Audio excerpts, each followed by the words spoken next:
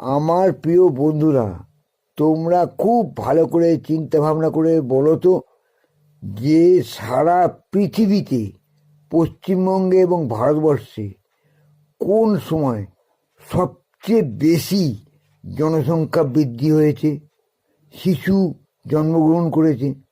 বলতে পারছো না তো? আমি বলে দিচ্ছি, একটু বিশ্লেষণ করে বলে দিচ্ছি। সেটা হচ্ছে 2020 সাল, লকডাউনের সময়। ওই সময় মানুষের কাজকর্ম ছিল না, প্রচুর অফিস কাচারি বন্ধ ছিল, গাড়ি ঘোড়া কম চলতো, দেশে এমন অবস্থা হয়েছিল প্রায় কর্মহীন জীবন হয়ে পড়েছিল মানুষের জীবন। তার ফলে কি হয়েছে, মানুষের তখন দুটো মাত্র কাজ সহায় ছিল, একটা হচ্ছে ভোজন আর একটা হচ্ছে চোদন। এই ভোজন আর চোদনের ফলেই 2020 সালে লকডাউনে হাজার হাজার লক্ষ লক্ষ কোটি কোটি শিশু সন্তানের জন্ম হয়েছে।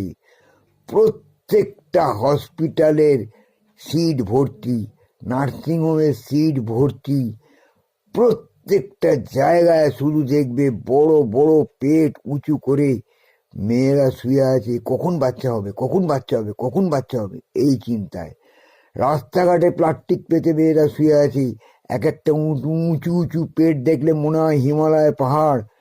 সেই হিমালয় পাহাড় ডিঙিয়ে ডিঙিয়ে যখন কোনো রুগীর আত্মীয় তার রুগীর কাছে পৌঁছচ্ছে, তখন 1.5 ঘন্টা ওভার হয়ে গেছে, ভিজিটিং আওয়ার শেষ, তাহলে আর দেখতেই পেল না। উফ, কি সিন, কি সিন! যদি ছবি তুলে রাখতে পারতাম, তোমাদের দেখাতে পারতাম যে হ্যাঁ, পর্বতের দেশেই আমরা এসেছি, যেখানে শুধু পাহাড় আর পর্বত, পাহাড় আর পর্বত। উফ! তার ফলে কি হয়েছে? একটা উপকার হয়েছে। সে উপকারটা কি? না, জনসংখ্যা বৃদ্ধির ফলে একদিন না একদিন ভোটের সংখ্যাও বাড়বে, রেশনের সংখ্যাও বাড়বে, বদমাইশির সংখ্যাও বাড়বে। শিক্ষাস্থান অর্থাৎ স্কুলে কলেজে গিজ গিজ করবে লোক, যেখানে মানুষ যেতে চায় না সেখানে গিয়ে ভর্তি হবে। সরকারের প্রচুর লাভ।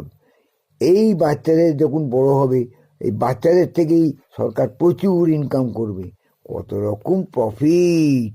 ওরে বাপরে, সরকার সব দিক থেকেই প্রফিট লুটবে। ভেবো না তোমরাও বাদ যাবে। তোমরা শিশুর মা বাবা, তোমাদের থেকেও টাকা খেঁচবে। সরকার ভীষণ দরকার।